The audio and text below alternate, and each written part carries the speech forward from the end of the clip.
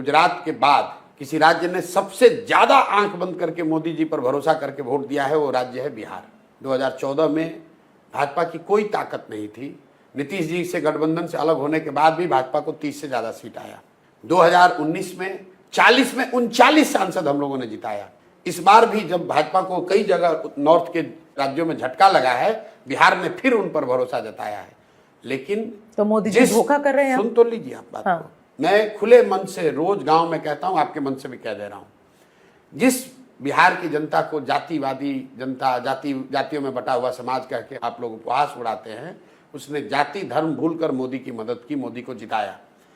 और वही मोदी जी आज 12 साल हो गए। आप मुझे बता दीजिए, पत्रकार होने के नाते, बिहार के होने के नाते, एक दिन काम उन्होंने किया नहीं किया छोड़ दीजिए, पैसा दिया नहीं दिया इसको भी छोड़ दीजिए, बिहार के विकास के लिए अगर मोदी जी ने 12 साल में एक दिन एक बैठक किया है, आप मुझे वो खबर दिखा दीजिए। मैं कल से मोदी जी का झंडा लेने को तैयार हूं। जिस व्यक्ति को बिहार ने अपनी जाति, अपने परेशानी सबको भूलकर, गुजरात के जिस व्यक्ति पर बिहार की जनता ने भरोसा किया, आंख बंद करके वोट दिया, उस राज्य के बच्चों के लिए मोदी जी ने 12 बरस में एक दिन नहीं निकाला है। तो क्या ये धोखा नहीं है?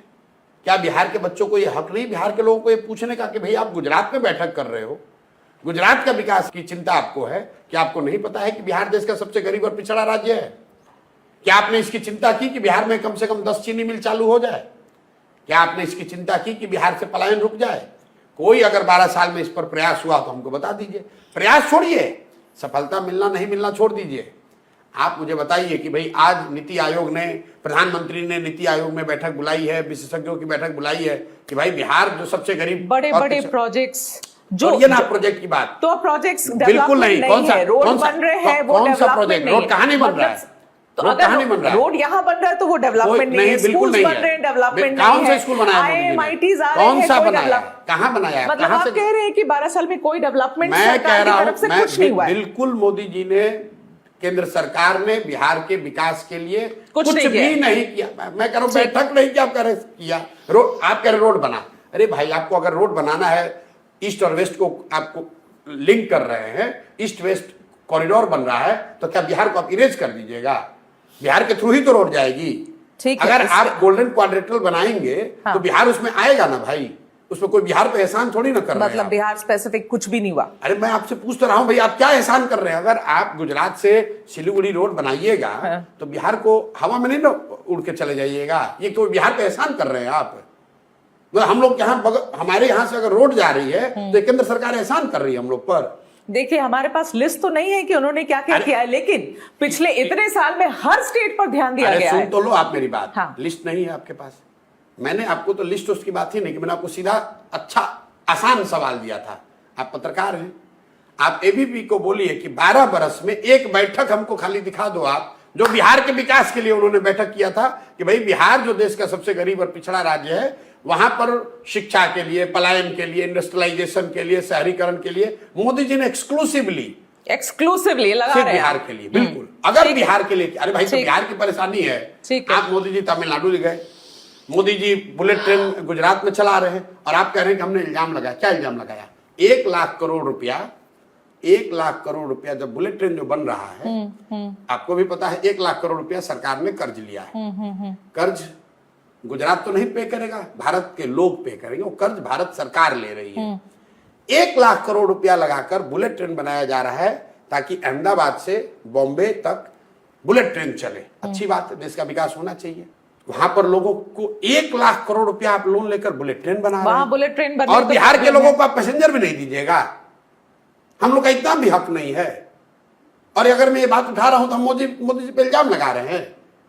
1 लाख करोड़ रुपया अगर आप लोन लिए, सुनिए, नहीं, ये भारतीय जनता पार्टी को आपको जवाब देना, मुझे थोड़ी देना है। नहीं, सुन तो लीजिए। आपने कहा करे मोदी जी पे इल्जाम लगा रहे हैं। 1 लाख, मैं बिना फैक्ट की बात नहीं करता हूं। 1 लाख करोड़ रुपया, मैं सिर्फ एक प्रोजेक्ट की बात कर रहा हूं।